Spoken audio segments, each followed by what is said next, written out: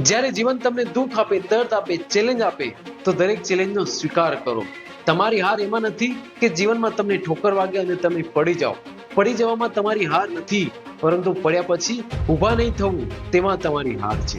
જીવન અનેક પડકારોથી ભરેલું છે. અહીં દરેક સમયે પરીક્ષા થાય છે. કોઈ વસ્તુ પાછળ ઘણી મહેનત કર્યા બાદ તે ના મળે તેવું પણ બને છે. કોઈ મોટી નિષ્ફળતા માણસને અંદરથી તોડી નાખે છે. પણ યાદ રાખજો, જ્યારે પણ જિંદગી તમને ફેલિયર સિવાય કશું ના આપે, દુઃખ ચારે તરફથી ઘેરી લે, ત્યારે શું પડ્યા પછી તમારામાં ઉડવાની ક્ષમતા છે?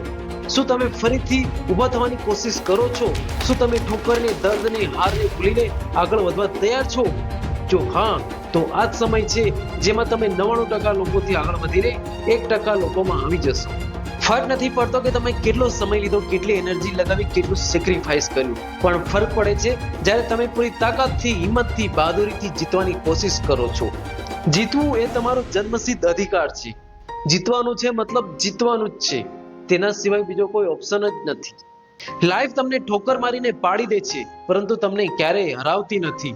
હારવું કે જીતવું એ આપણી ચોઈસ છે. આપણે પોતે હાર માની લઈએ તો હારી જઈએ છીએ, પરંતુ જિંદગી આપણને ક્યારેય હરાવતી નથી.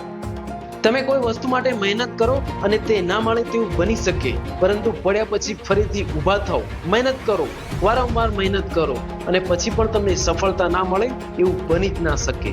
કુદરત ક્યારેય કોઈને અન્યાય નથી કરતું. બસ શરત માત્ર એટલી છે કે તમે હાર ના માનો, કેમ કે અહીં હારવાની મનાઈ છે.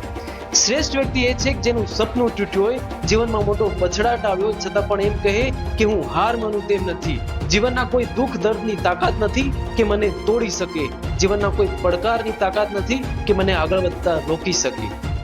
માણસને ઉંમર થકવી નથી શકતી, ઠોકર પાડી નથી શકતી.